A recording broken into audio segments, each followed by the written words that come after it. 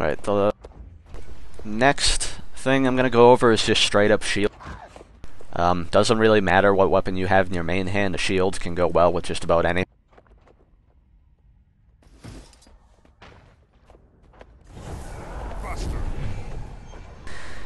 The two abilities on your shield, your 4 is Shield Bash, which is a very short range knockdown, and your 5 is Shield Stand.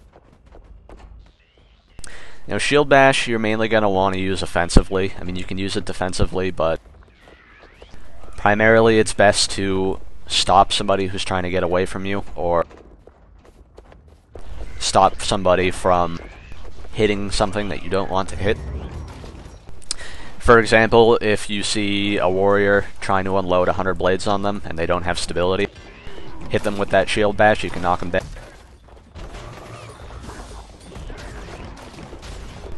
You can also use it as a very short gap closer. The range is only 3 and the pathing on it is kind of terrible. Also, if you're crippled or chilled, you are literally not going to go anywhere. Cripple and chill will cut the distance you travel on just about anything.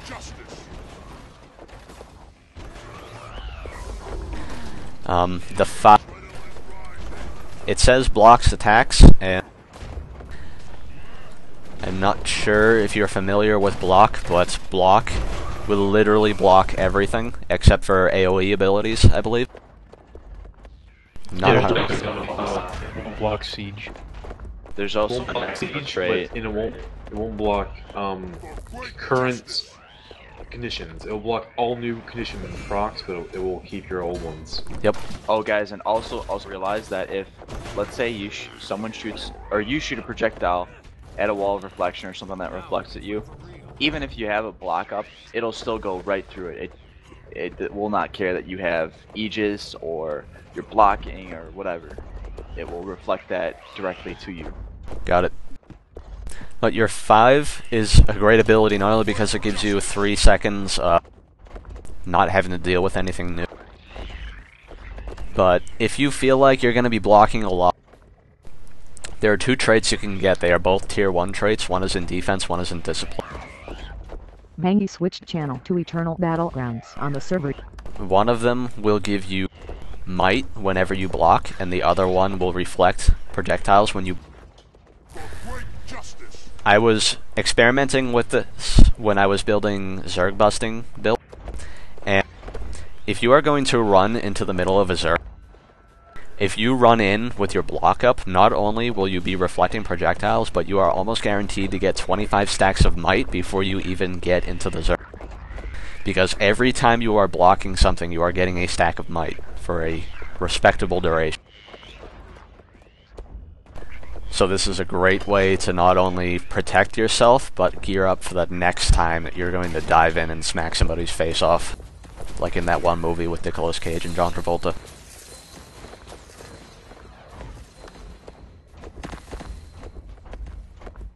That is a horrible movie. How'd I get burned? How'd I get burned? How'd I get burned? I don't know. On and off note, if you see a warrior using a sword, and or any warrior that's using like his burst, do not knock back the enemy. Or the great sword using 100 blades, do not knock back the enemy out of his range. Alright, the final weapon I'm going to go over is the Great Sword. I'm saving this for last because I hate the Great Sword, even though it's probably the best warrior weapon in the game.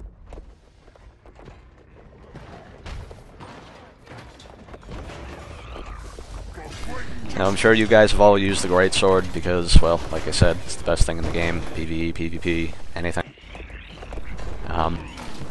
The big problem with the Great Sword is that you need to use everything pretty much perfectly.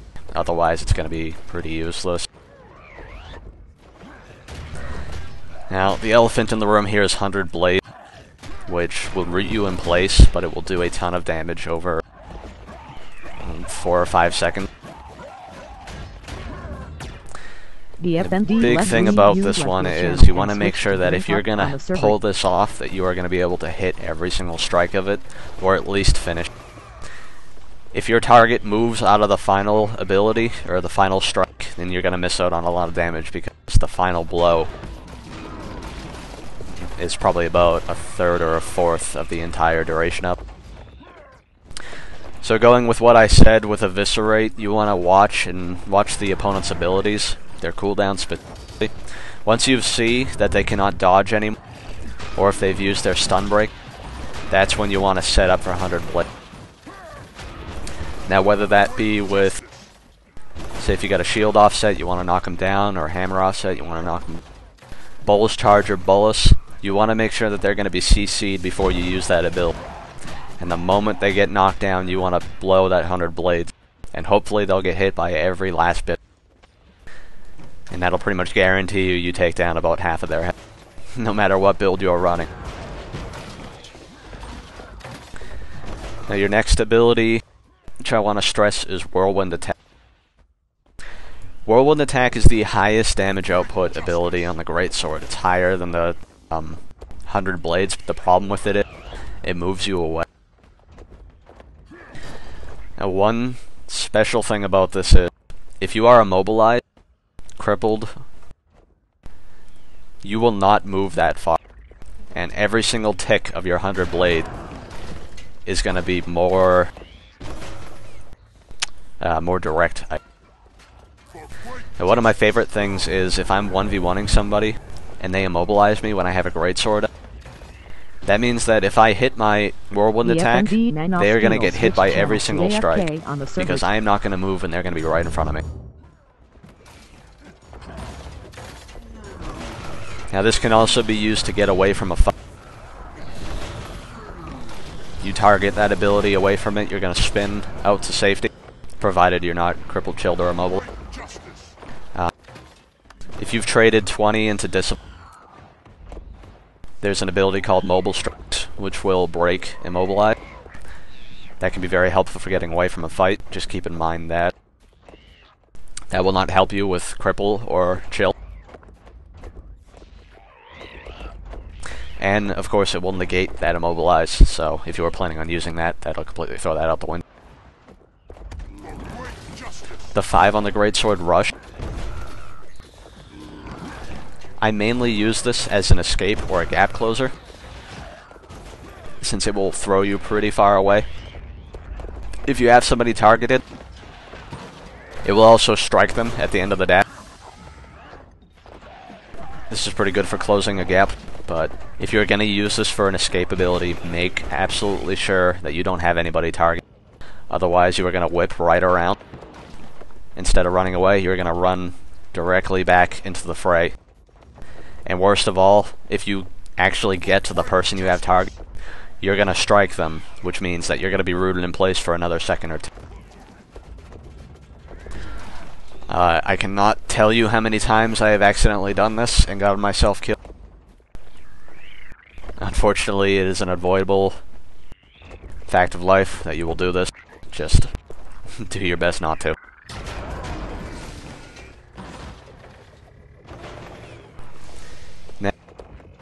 For your what is that called? Blade Trail.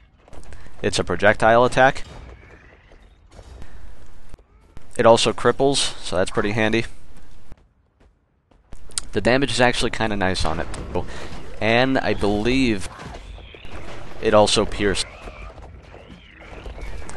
So pretty much any time you need to get some damage output or try and help close a, you throw your blade at them, you cripple, and then you can either whirl into them or rush into them. It's also got some respectable damage output and can be helpful with just doing general AoE abilities since it pierces and hits twice.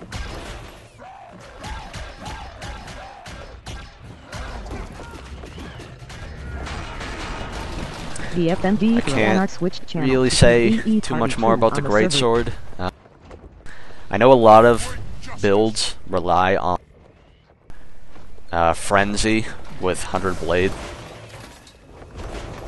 and that's really great if you can land it, but I really do not like running it, because if you do not hit that 100 Blades, then you are pretty much screwed. It's too much of a one-trick pony, which is why I never run it and never recommend it. If it works for you, it works for you, but keep in mind that if you are limiting yourself to a Frenzy 100 Blades build, that means that you're going to be very, very situational and not super helpful in group mechanics. And honestly, a warrior shines best in group play. If you look at high-level tournament PvP, you'll find that warriors are not very widely used. And that's just simply because in smaller play, there are very few things that a warrior can do better than any one other class. But the group mechanics they bring are pretty invaluable, especially if you can get some synergy and communication going on. And we want to stress especially the synergy that warriors can have with guardians and elementalists. Not only because of the control, but because of the support. Warriors by design cannot handle mass condition. Even if you're running a shout build with runes of the soldier, you'll find that you won't be able to cure things faster than they come down onto you.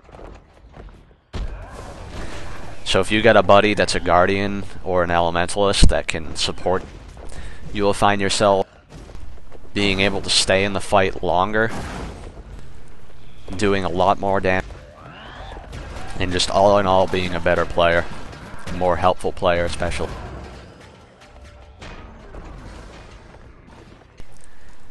Now I'm going to walk away from the battlefield for a minute here. I'm going to go onto the road. I want everybody to try and get out of combat, and I want to show you something that I absolutely love to do, and I want everybody to try and start doing. Now, I want you guys to put on a greatsword. I want you to open up your inventory.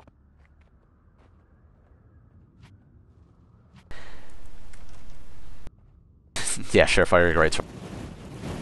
Actually, it can apply here too, so yeah, you can keep that in mind. So I want your greatsword and, I guess in your sword and warhorn.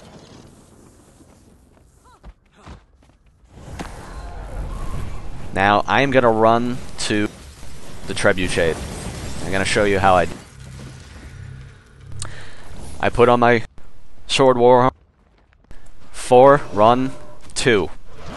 Switch weapons. 3, 5. Now we just covered that entire ground. That was good. Just covered that entire ground without really even having to run. Now, what I do in World vs. World, I don't think I showed this in any of my videos because I think I cut out all the running. Say if I have a hammer and then like an axe and a mace set, what I will do is I will keep my inventory open and I will switch weapons while I'm running. And right before I get into battle, I will switch back to my main set. No matter what weapon set you are running, you should carry a greatsword and a sword and a warhorn with you at all times. Because if you're not in combat, you can switch to your warhorn, give swiftness. Switch to your sword, leap forward. Switch to your greatsword, have 2 gap closers and long distance running ability. Once you get the hang of switching weapons on the fly, you will be able to cover huge distances in about half the time and still not find any weakness in running different weapons. I think with this I was able to get to Anzalius to Panglos, which is the left side of Eternal Battlegrounds, to the right side of Eternal Battlegrounds. I think I was able to get there in about 45 seconds by myself. So once you get the hang of that, be your best friend, especially when you are in a situation where you need to be somewhere quickly.